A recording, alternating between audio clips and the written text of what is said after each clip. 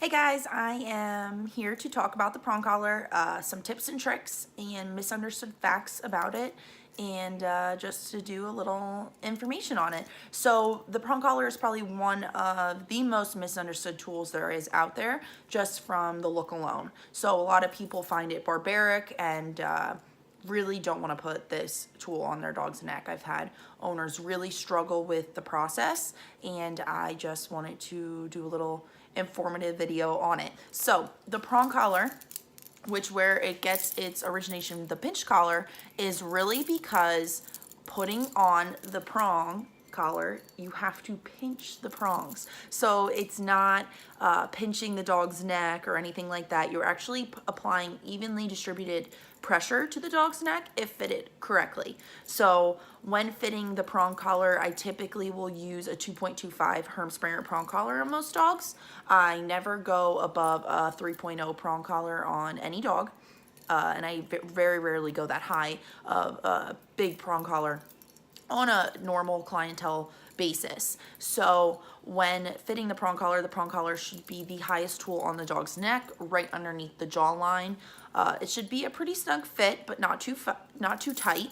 So you want to be able to see pressure on, pressure off, pressure on, pressure off. And if you're really not getting a good give, make sure you are consulting with someone that understands the prong collar, knows how to fit the prong collar. Make sure you have the right size, as Hermsprenger used to make half sizes. They don't anymore. So you really want to make sure you're not in an in-between sizing problem going on where you're not evenly distributing the pressure correctly, and your dog, you want to be certain that your dog understands the pressure and release and what we're really asking of them.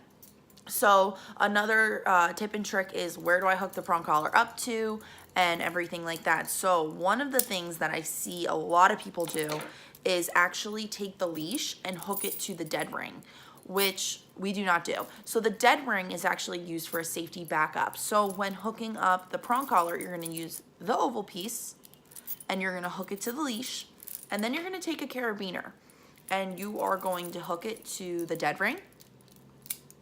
Oh, uncoordinated Krista.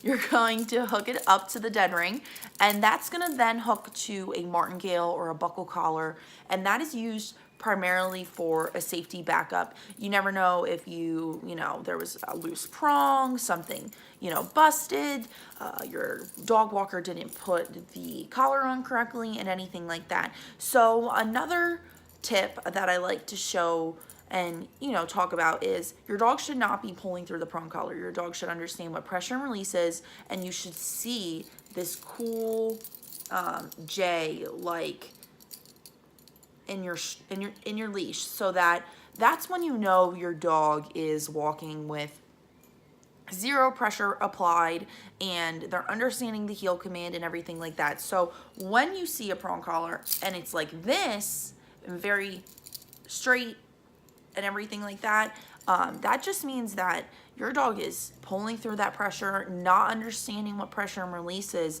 and in reality, your dog should be walking with a nice little J-like formation out of the leash. It's probably one of the most satisfying feelings when you see a dog on a prong collar walking with that nice J-like formation with a leash. So if you're struggling with your dog pulling through the leash, if you're having some problems where your dog's not in a heel, your dog should be, I always say, the chest should be in line with your kneecap. Please get in contact with me. I do private sessions, individual 1 hour to 90-minute sessions, 5 sessions. So we sell them in one lesson, 60 to 90 minutes, 5 lessons, 8 lessons, and 10 lessons. So if you're struggling with the walk, we do a lot of prong collar work. We think it's the best tool. We support this tool 100%. I only use the Hermsprenger prong collar. You can purchase them through me. You can purchase them on Amazon, Chewy.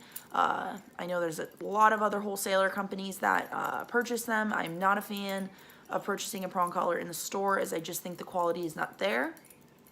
Yeah, so if you have any questions, please comment below. Again, the prong collar should be below the jawline and fitted correctly. Typically a 2.25 is perfect.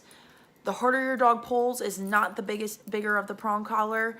The prong collar sizing actually goes with the thickness of your dog's coat. And I never go above a 3.0 on the Hermspringer prong collar for any clientele at all. So please message me, comment below if you have any questions. Please don't be shocked if you see someone wearing a prong collar, as it's one of the best tools. Evenly applied pressure. Dogs learn through pressure on, pressure off.